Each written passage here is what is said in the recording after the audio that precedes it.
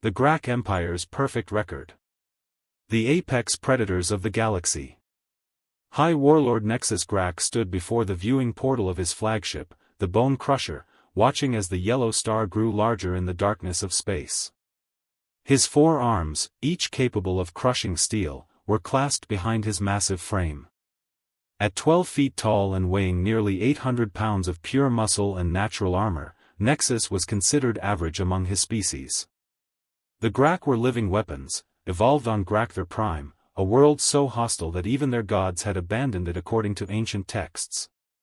The bridge around him hummed with activity as his subordinates prepared for what they all expected to be another routine conquest. After all, the Grak Empire had never failed. Not once. In their 3,000-year expansion across the galaxy, they had conquered 847 death worlds, each more dangerous than most species could imagine. Their record was perfect, their reputation absolute. The Death World Specialists. Warlord, came the gravelly voice of Subcommander Brudok, his second-in-command. The smaller Grak, standing only 10 feet tall, approached with the day's intelligence reports. Our scouts have completed their analysis of the third planet in this system. Nexus turned, his 6 eyes focusing on the data pad. Each eye could see different spectrums of light, giving him a view of reality that would drive most species insane. Designation? The locals call it Earth, sir. Classification, Death World, Category 7. Brudok's mandibles clicked with what passed for amusement among their kind. Highly volatile weather systems, aggressive native life forms, unstable tectonic activity, and radiation bombardment from their star. Quite typical for primitives who develop on such worlds. And the inhabitants? Nexus inquired, though he already knew the answer. Death World species followed predictable patterns. They were either hyper-aggressive survivors barely clinging to existence, or they had died out entirely. Bipedal mammals, sir. Designation, humans. Population approximately 8 billion spread across all continents. They appear to have developed basic technology, chemical propulsion, nuclear fission, primitive computing systems. Brudok paused, his smaller secondary arms manipulating the data pad. Estimated conquest time, 3 solar rotations, standard protocol. The perfect war machine. Nexus nodded approvingly. 3 days was generous for such a primitive species, but the Grak prided themselves on efficiency, not speed. Their method was time-tested across nearly a millennium of conquest. First, they would demonstrate their overwhelming superiority through a show of force. Then, they would offer the choice, submission or extinction. Most species chose submission after seeing what happened to those who didn't. The Grak war machine was a thing of beauty in its simplicity. Each warrior was a living weapon system, born and bred for combat. Their natural carapace could deflect most energy weapons, their redundant organ systems meant they could fight effectively even after sustaining what other species would consider fatal injuries, and their neural processing allowed them to react faster than any known artificial intelligence. Their technology matched their biological perfection. Grak ships were built like their crews, tough, efficient, and designed to endure punishment that would cripple other vessels. Their weapon systems had been tested on 847 different worlds, refined through countless battles against every conceivable type of opponent. The routine conquest. Have the humans detected our presence? Nexus asked, though it hardly mattered. Detection simply meant they would have a few more hours to contemplate their fate. Negative, sir. Their sensor technology is remarkably primitive. We could park our entire fleet in their upper atmosphere and they would assume we were weather phenomena. Brudok's mandibles clicked again. Should we proceed with standard first contact protocols? The standard protocols were straightforward. Land a single ship in their most populated area, demonstrate superior technology and firepower, demand surrender from their leadership. It had worked perfectly on 847 worlds. There was no reason to deviate from success. Begin descent protocols, Nexus commanded. Target their largest population center for initial contact. Full intimidation display. I want them to understand exactly what they're dealing with. The unexpected reading. As the bridge crew began preparing for descent, the ship's primary sensor operator, a young Grak named Rekton, raised a concern. "Sir, I'm detecting some unusual energy signatures from the planet's surface." "Elaborate," Nexus growled, his attention shifting to the sensor station. "The humans appear to have more advanced defensive capabilities than initially assessed. I'm reading multiple underground installations, heavily shielded facilities, and what appears to be a global communication network far more sophisticated than their apparent technology level would suggest." Brutic moved to examine the sensor data himself. "Interesting. They seem to have developed their military infrastructure beyond their general technology base. Typical Death World survival adaptation, they've focused on defensive capabilities." Nexus considered this information. It wasn't unprecedented. Death World species often developed military technology that exceeded their general scientific progress. The constant threat of extinction tended to focus their priorities wonderfully. Still, it changed nothing fundamental about the conquest. Update conquest estimate to 5 solar rotations, he decided. Additional time for neutralizing defensive installations.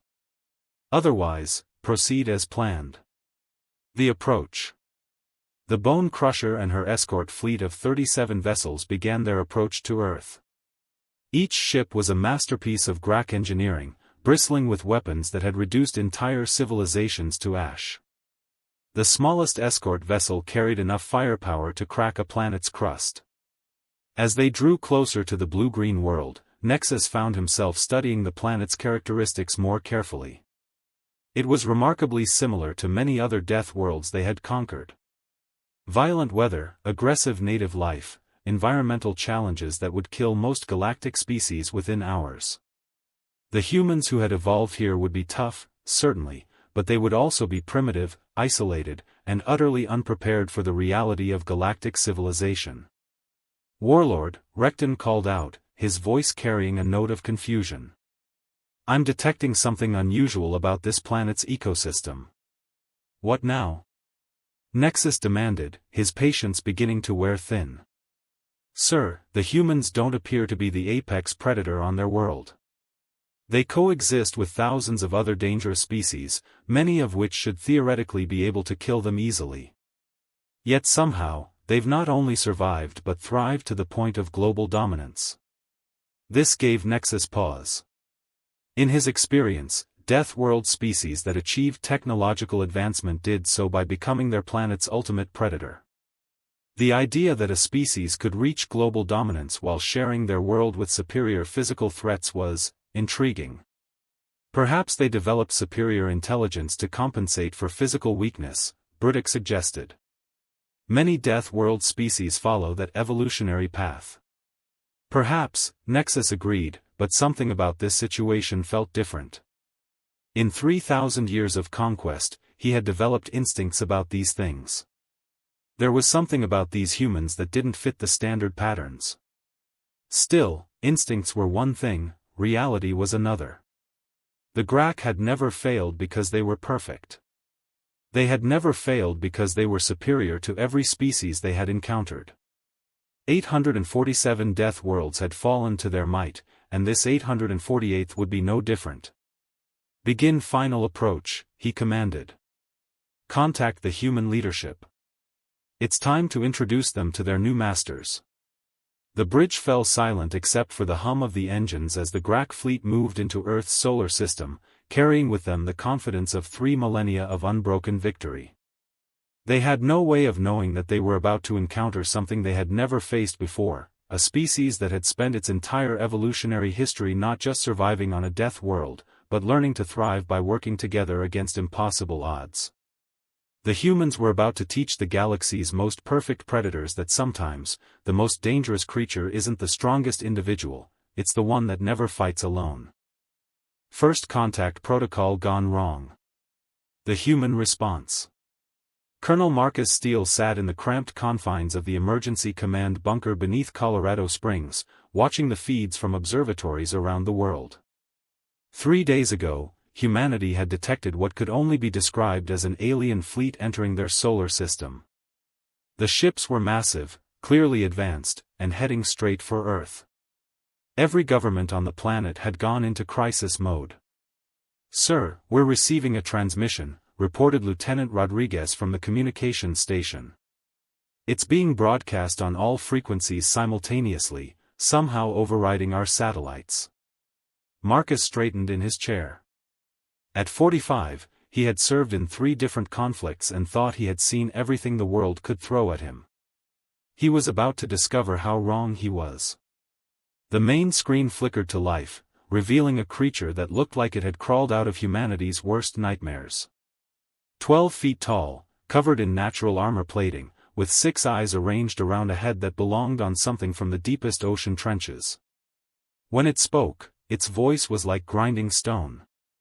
"Primitive inhabitants of the 3rd planet," the creature began, its translator somehow making the words understandable. "I am High Warlord Nexus Grak of the Grak Empire. Your world has been selected for incorporation into our domain. You will surrender immediately and submit to our authority, or you will be eliminated. You have 1 solar rotation to comply."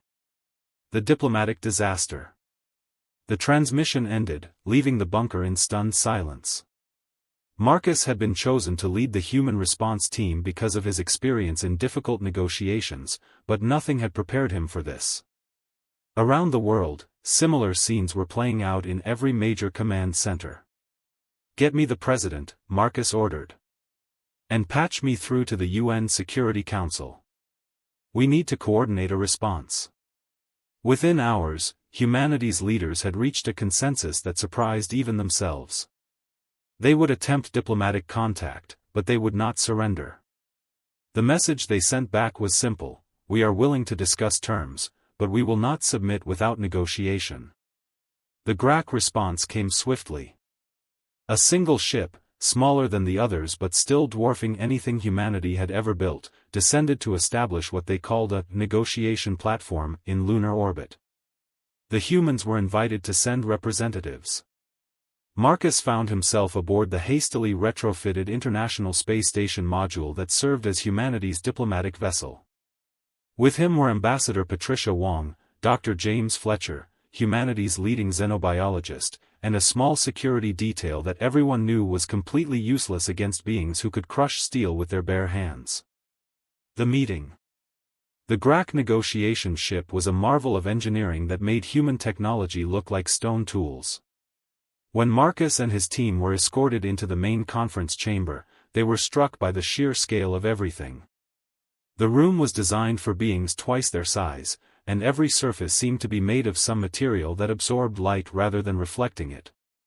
Sub-Commander Bruddock waited for them, flanked by 2 other Grak warriors. The human delegation looked like children beside them.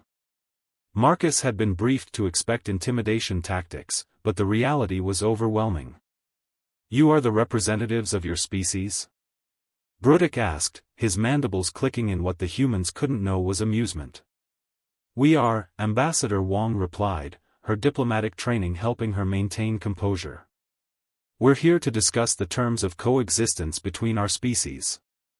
The clicking sound intensified. "There are no terms to discuss. There is only submission or extinction. These are the only choices we offer." Dr. Fletcher, unable to contain his scientific curiosity despite the circumstances, leaned forward. "How many species have you encountered that chose extinction?" 17, Bruddock replied without hesitation. "Their worlds serve as hunting preserves now. Their cities make excellent training grounds for our young warriors." The human counteroffer. Marcus stepped forward, drawing on every negotiation he had ever been part of. "Sub-Commander Bruddock, we appreciate your directness. But humanity has a counter-proposal. We've observed your technology, and we're impressed. However, we believe we might be more valuable to your empire as partners rather than subjects." The 3 Grak exchanged glances, their complex facial expressions unreadable to human eyes. This was not following the standard script. Partners? Brutic repeated the word as if it tasted strange. You are primitives who have barely achieved spaceflight. What could you possibly offer the Grak Empire? Dr. Fletcher pulled out a tablet, displaying images of Earth's diverse ecosystems. Diversity, Subcommander. Your species has conquered 847 worlds, but have you ever encountered a death world with this level of biodiversity? Our planet hosts millions of different species, each adapted to survive in their own unique way. We have studied your world, Brutic dismissed. It is typical of Category 7 death worlds. With respect, Marcus interjected, I don't think it is. Your species evolved to be the perfect predator on your world. But humans didn't. We survived by learning to work together, to adapt, to find solutions that no single individual could discover alone. The unexpected demonstration. To illustrate his point, Marcus gestured to his security team. Sergeant Thompson, show them the puzzle box. Thompson produced a complex mechanical device that Dr. Fletcher's team had prepared. It required multiple people working simultaneously, using different skills, to open it. The humans demonstrated, each team member contributing their unique abilities, spatial reasoning, fine motor skills, pattern recognition, and coordination. Any individual Grak warrior is superior to any individual human, Marcus acknowledged. But we don't fight as individuals. We never have. Every major achievement in human history has been the result of cooperation, collaboration, and collective problem-solving. Brutic examined the puzzle box, his 4 arms easily manipulating it. But despite his superior strength and reaction time, he couldn't open it. The design required not just physical ability, but coordinated teamwork. This proves nothing, he growled, though there was a note of uncertainty in his voice. Clever tricks will not save you from our superior firepower. Ambassador Wong chose this moment to reveal their final card. Subcommander, we know you're recording this meeting. We know this information will go back to your High Warlord. So let me be very clear about something, humanity will not surrender, and we will not go quietly. The warning. She activated her own tablet, showing images that made even the seasoned Grak warriors pause. Pictures of human warfare throughout history, the trenches of World War I, the beaches of Normandy, the urban warfare of Vietnam, the asymmetric conflicts of the 21st century. Every species you've conquered has been composed of individual predators, she continued. You've never faced a species that fights as a collective organism. We've been at war with each other for 10,000 years, Subcommander. We've learned every possible way to kill, to survive, to adapt, and to overcome superior force through superior cooperation. Dr. Fletcher added quietly, we've also learned that sometimes, the best way to survive is to make the cost of victory too high for your enemy to bear. Brutic's expression shifted. In 3,000 years of Grak expansion, no species had ever spoken to them this way. Most begged, some threatened, a few tried to negotiate from positions of imagined strength. But none had ever calmly explained why conquering them would be a mistake. You threaten us? He asked, his voice carrying a dangerous edge. We inform you, Marcus replied simply. Just as you informed us that we could submit or face extinction. We're telling you that extinction might be more expensive than you've calculated. The return to the fleet. The meeting ended with no resolution. The humans returned to Earth, and Brutic returned to the Bone Crusher to report to High Warlord Nexus. His report was unlike any he had ever given. They refused surrender? Nexus asked, though this was not entirely unexpected. They did more than refuse, sir. They explained their refusal. They demonstrated capabilities we haven't encountered before. Not technological capabilities, but organizational ones. Nexus studied the recordings of the meeting, his 6 eyes analyzing every detail. The humans had been afraid, their elevated heart rates and stress hormones were clearly detectable. But they had functioned despite their fear, each individual supporting the others, creating a collective capability that exceeded the sum of their parts. "They're still primitives," he declared finally. "Fear and clever tricks will not save them from the reality of superior force." But even as he gave the order to begin the invasion, Nexus found himself thinking about the puzzle box that his sub-commander couldn't open, and the calm certainty in the human ambassador's voice when she explained why conquering Earth might cost more than they expected. For the first time in 3,000 years, a Grak warlord felt something he didn't recognize. Later, he would realize it was doubt. The die is cast. As the human delegation returned to Earth, both sides began their final preparations. The Grak readied their invasion forces, confident that superior firepower would overcome any human resistance within days. The humans activated defense protocols that had been planned for decades, turning their entire planet into a fortress. Neither side fully understood what they were about to unleash. The Grak had never faced an enemy that fought as a unified species. The humans had never faced an enemy with the individual capabilities of the Grak. The stage was set for a conflict that would change both species forever, and teach the galaxy that sometimes the most dangerous opponent isn't the strongest predator, it's the one that refuses to fight alone. The invasion begins. The perfect landing. General Harrison Blake stood in the war room deep beneath the Pentagon, watching as red indicators lit up across the global tactical display. The Grak invasion had begun exactly as their intelligence predicted it would, with overwhelming force directed at major population centers. New York, London, Tokyo, Beijing, Moscow, and Los Angeles were all under assault simultaneously. "Report," he commanded, his voice steady despite the magnitude of what was unfolding. 47 Grak ships have entered the atmosphere, reported Colonel Janet Nash from the communications center. They're landing in formation around major cities.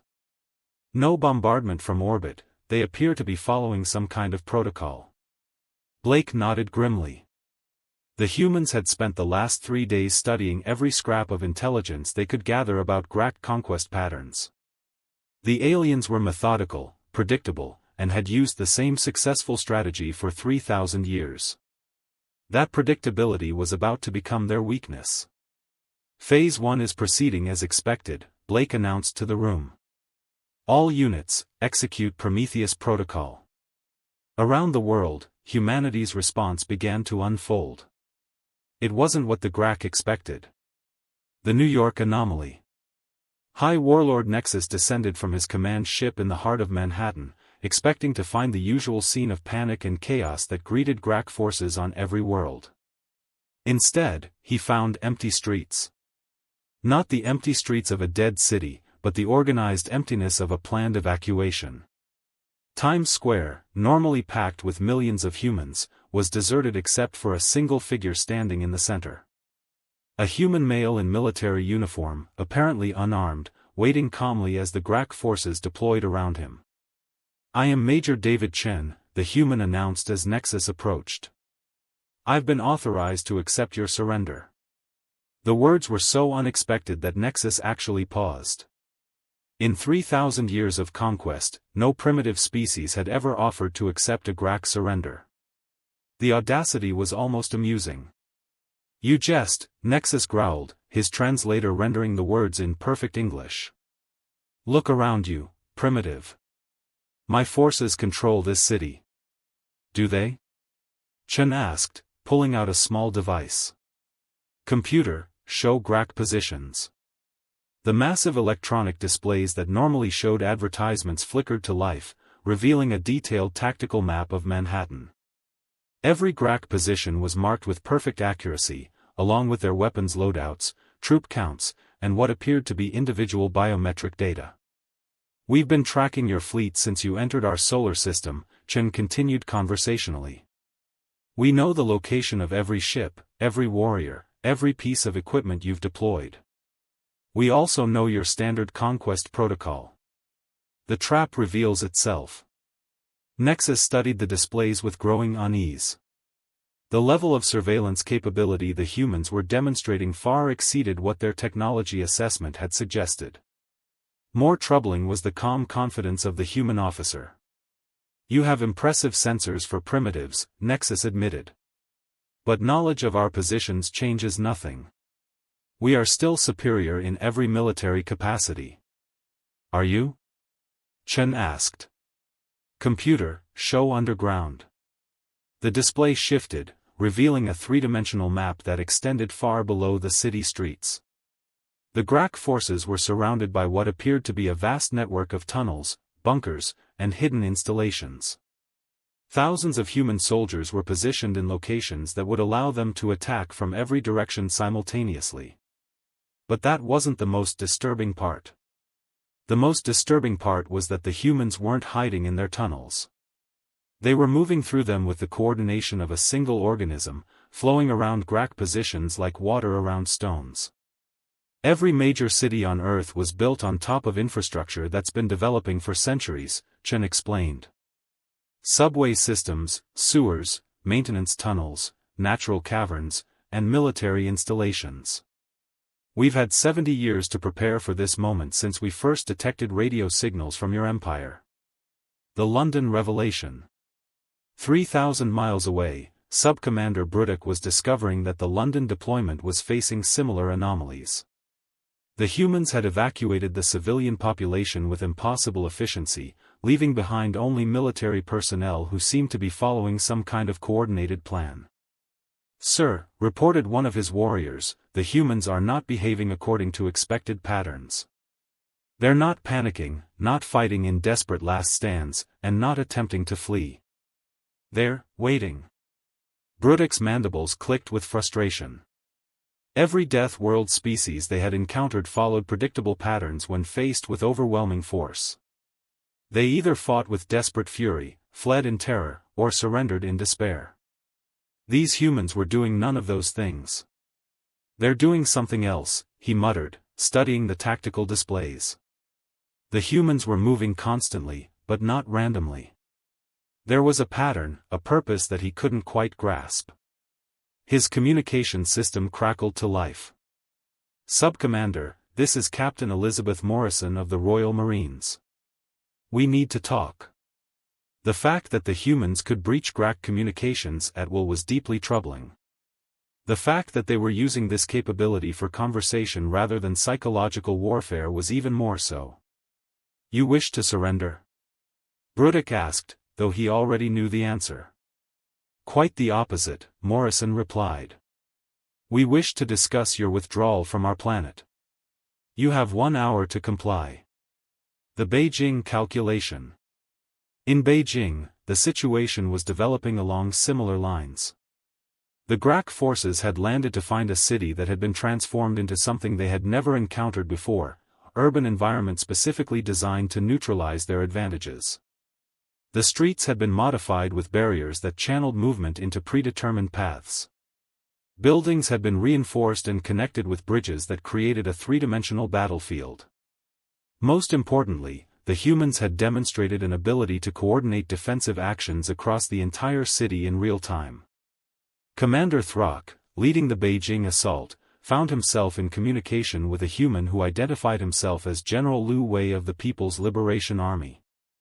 Your forces are impressive, Liu acknowledged. Individual Grak warriors are indeed superior to individual humans in every measurable way. But this is not a contest between individuals. What is your point, primitive? Throck demanded. My point is that you're fighting a city. 7 million people working together as a single defensive organism. Every citizen knows their role, every building has been prepared, every system has been optimized for coordination. You're not fighting an army, you're fighting a living fortress. The Tokyo surprise. In Tokyo, the Grak forces encountered the most disturbing development yet. The humans weren't just coordinating their defensive efforts, they were adapting their tactics in real time based on Grak responses. Every time the Grak forces adjusted their positions, the human defenders adjusted theirs. Every time they changed their approach, the humans changed their countermeasures. It was as if they were fighting against an opponent who could predict their moves before they made them. This is impossible, snarled Commander Vex as he watched his tactical display. No species can coordinate this effectively across multiple battlefields simultaneously. The human response came from Colonel Tanaka of the Japanese Self-Defense Forces. Commander Vex, you're thinking like a Grak. You're thinking like individual predators who happen to be working together. We're not individuals working together, we're a collective intelligence that happens to be made up of individuals. Explain, Vex demanded. Every human on this planet is connected through our global communication network. Every soldier, every civilian, every leader shares information instantaneously. When your forces move in New York, our defenders in Tokyo know about it immediately. When you adapt your tactics in one city, we adapt our countermeasures in all cities. The Moscow realization. In Moscow, the Grak forces were learning that human defensive capabilities extended far beyond what they had initially assessed. The humans had not only prepared for invasion, they had prepared for invasion by a species with exactly the Grak's capabilities. They knew we were coming, realized Commander Zack as he studied intelligence reports from all the landing sites. They knew our capabilities, our tactics, our protocols. They've been preparing for us specifically. The human coordinator in Moscow was Colonel Dmitry Volkov, who confirmed Zack's suspicions. Commander, the Grak Empire has been transmitting radio signals for 3,000 years. We've been listening for 70 years. We know about your conquest of 847 worlds. We know your methods, your technology, your psychology. And yet you still resist, Zack observed. Even knowing our capabilities, you believe you can succeed where 847 other species have failed. We don't believe we can succeed, Volkov replied. We know we can succeed. Because we're not trying to defeat you the way 847 other species tried to defeat you. We're not trying to defeat you at all. The Los Angeles understanding. In Los Angeles, the final piece of the human strategy became clear. The Grak forces found themselves facing not just coordinated resistance, but coordinated resistance that seemed designed not to win, but to teach. You're studying us, realized Commander Gorthak as he analyzed the human tactical patterns. Every engagement, every defensive action, every response, you're learning from it. The human response came from General Patricia Rodriguez. Exactly right, Commander. We're not trying to defeat your forces in Los Angeles. We're trying to understand exactly how you fight, how you think, how you adapt. Every battle teaches us something new about your capabilities and limitations. To what end? Gorthak demanded. To the end that when we do fight you for real, we'll know exactly how to win. The fleet-wide confusion. Back aboard the Bone Crusher, High Warlord Nexus received reports from all 6 landing sites, and for the first time in his 3,000-year career, he found himself facing a completely unprecedented situation. The humans weren't following any known pattern of Death World species behavior. They weren't fighting with desperate fury, they were fighting with calculated precision. They weren't fleeing in terror, they were executing coordinated withdrawals that seemed designed to draw Grak forces into predetermined positions. They weren't surrendering in despair, they were calmly explaining why the Grak should surrender instead. Sir, reported his communications officer, we're receiving a planet-wide transmission from the human leadership.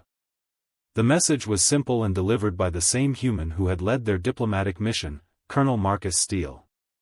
High Warlord Nexus, Steele began, we want to thank you for the demonstration. Your forces have performed exactly as our simulations predicted. We now have complete tactical profiles of your capabilities, your limitations, and your standard responses to various scenarios. This completes the first phase of our defensive protocol. Nexus felt something he had never experienced before, a chill of genuine uncertainty. Phase 2 begins now, Steele continued. We respectfully suggest you withdraw your forces immediately. What you've experienced so far has been our greeting. What comes next will be our goodbye. For the first time in 3,000 years, a Grak invasion was not proceeding according to plan. And for the first time in his career, High Warlord Nexus was beginning to understand why 847 other species might have been easier to conquer than this one. The turning point. The underground network. Dr. Victor Hayes adjusted his headset as he settled into the command chair of Bunker Alpha 7, buried 300 feet beneath the Colorado Rockies. Around him, thousands of screens displayed real-time data from every corner of the planet. As humanity's leading expert in xenobiology and strategic warfare, Victor had spent the last 70 years preparing for this exact moment. "All stations report," he announced into his microphone. The responses came in rapid succession from command centers on every continent. London Underground operational. Tokyo Deep Station ready. Moscow Complex active. Beijing Network online. Sydney Bunker connected. One by one, humanity's hidden nervous system came alive. "Excellent," Victor murmured, studying the tactical displays. "Now let's show our guests what 8 billion years of evolution on a death world actually produces." The Grak had made their first critical error by assuming that humans would fight like every other species they had conquered. Their second error was assuming that the coordinated withdrawals they had witnessed were retreats. They were actually repositioning movements, designed to draw Grak forces into optimal positions for what was about to happen next. The biological advantage. "Dr. Hayes," called out Dr. Lisa Park from the xenobiology station, "we've confirmed the weakness. The Grak respiratory system is exactly as we predicted." Victor smiled grimly. While the diplomatic teams had been negotiating, human scientists had been analyzing every scrap of biological data they could gather about their visitors. The Grak were indeed perfectly adapted to their homeworld, which meant they were imperfectly adapted to everywhere else. "Their atmospheric requirements are very specific," Lisa continued. "Oxygen levels, pressure, humidity, and most importantly, bacterial composition. They've brought their own air supply, but they can't maintain it indefinitely." "How long?" Victor asked. "Based on their ship sizes and troop numbers, approximately 14 standard days before they start experiencing respiratory distress. 21 days before it becomes critical." Victor nodded. Humans had learned long ago that the best way to defeat a superior opponent was to make the fight about endurance rather than strength. Phase 2 is now active. "All stations, begin atmospheric modification protocols." The London innovation. Colonel Morrison coordinated the London response from a command center built into the abandoned London Underground tunnels. The centuries-old subway system had been expanded and reinforced over decades, creating a vast network that honeycombed the entire city. "Grak forces are consolidated in zones 7 through 12, reported her tactical officer. "They're maintaining standard defensive perimeters around each landing site." "Perfect," Morrison replied. "Begin implementation of Plan Churchill." Throughout London, hidden systems began to activate. The city's air circulation was subtly modified, introducing compounds that were harmless to humans but would gradually make the atmosphere less comfortable for Grak physiology. More importantly, the entire transportation network was reconfigured to create mobility advantages for human forces while limiting Grak movement. "Ma'am," her communications officer announced, "Subcommander Brudek is requesting communication." "Put him through." The alien's voice crackled over the speakers. "Human Morrison, your forces continue to avoid direct engagement. This is not how Death World species behave." "Subcommander, you're absolutely right," Morrison replied cheerfully.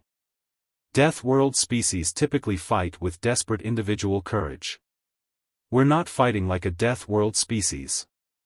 We're fighting like a Death World ecosystem."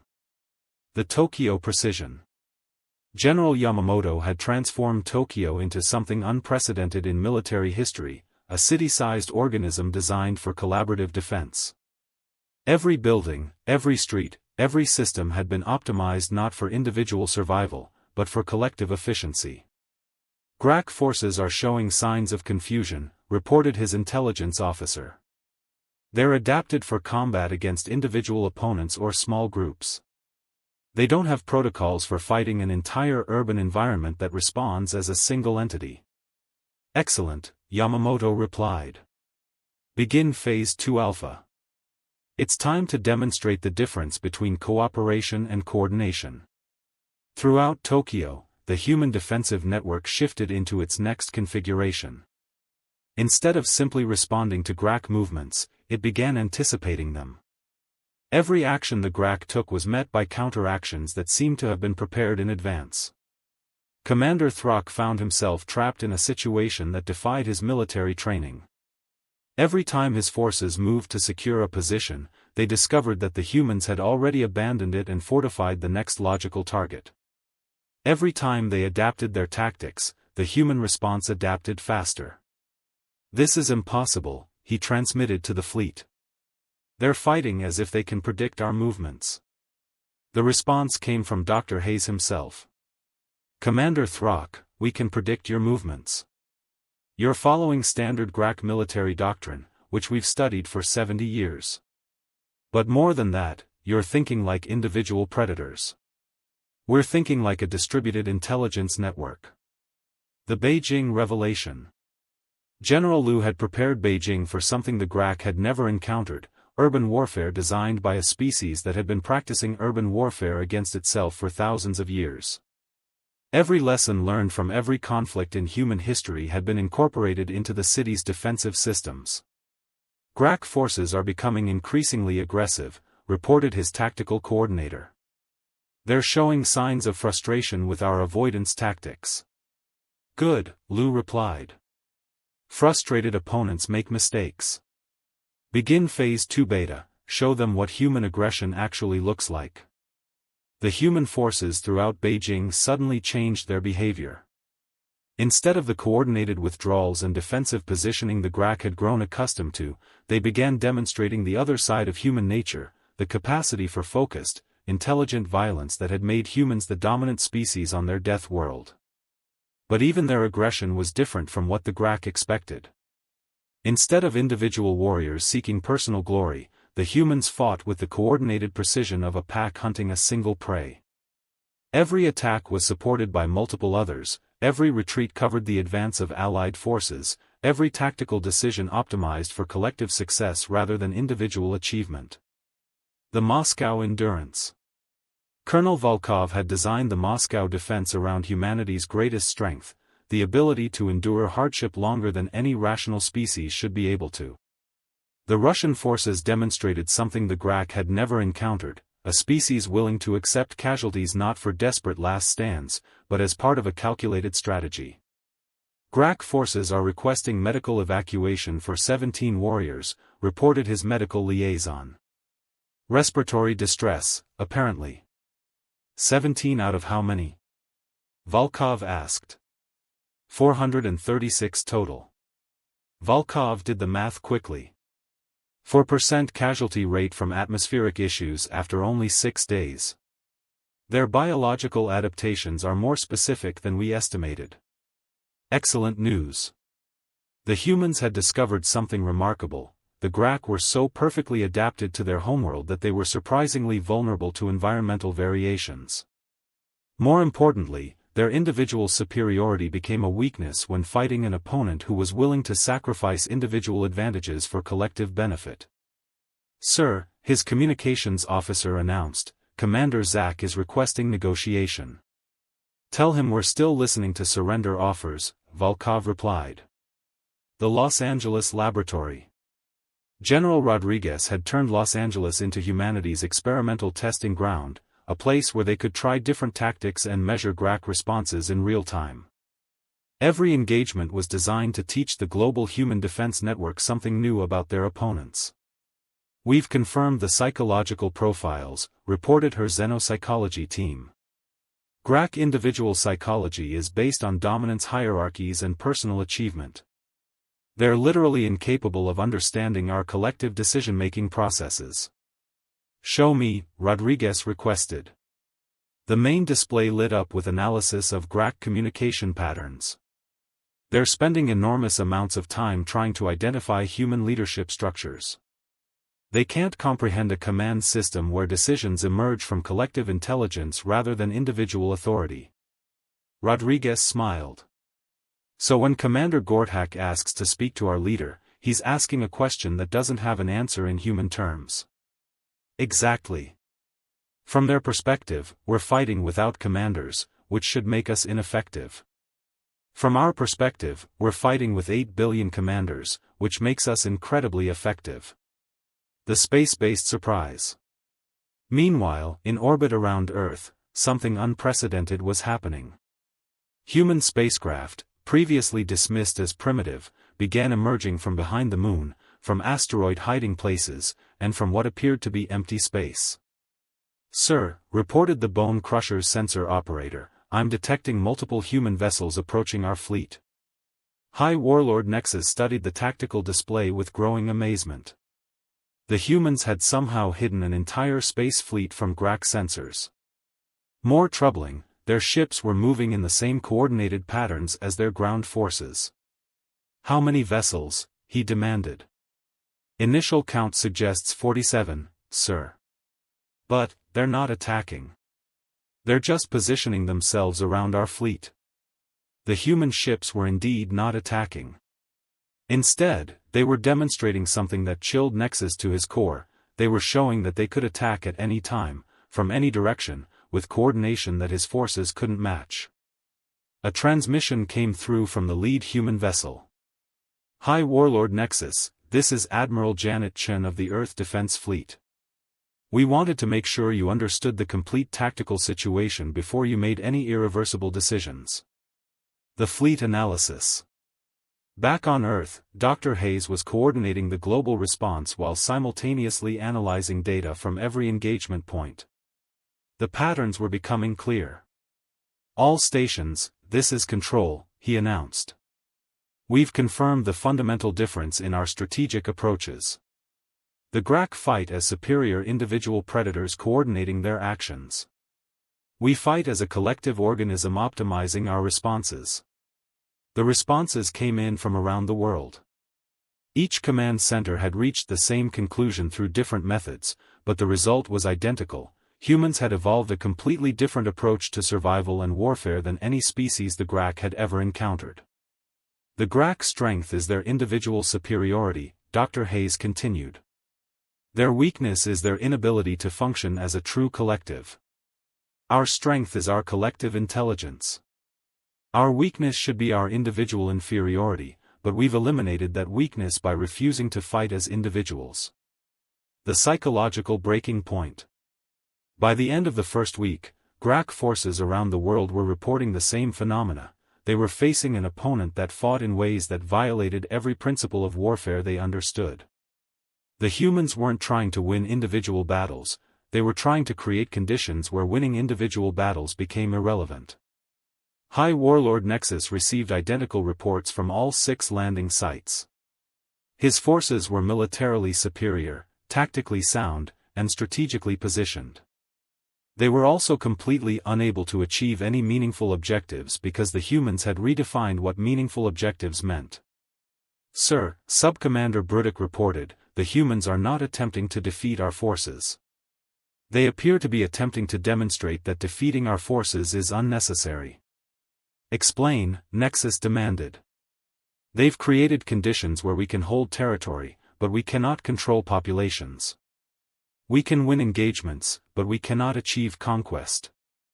We can maintain our positions, but we cannot advance our objectives.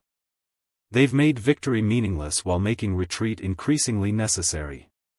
For the first time in 3,000 years, a GRAC warlord was beginning to understand that there might be forms of defeat that didn't involve losing battles. The ultimatum. The transmission came from Dr. Hayes, speaking on behalf of the entire human species. "High Warlord Nexus, we've now had 8 days to study your forces, your capabilities, and your methods. We've learned everything we need to know. You have 12 hours to begin withdrawal from our planet." "And if we refuse?" Nexus demanded. "Then we'll teach you the difference between Phase 2 and Phase 3 of human defensive protocols. Phase 2 was us being polite. Phase 3 is us being serious." The transmission ended, leaving the Grak fleet commander to contemplate something that had never happened before in the history of his species, the possibility that superior force might not be enough to guarantee victory against an opponent who refused to fight according to the rules that had always determined the outcome of such conflicts.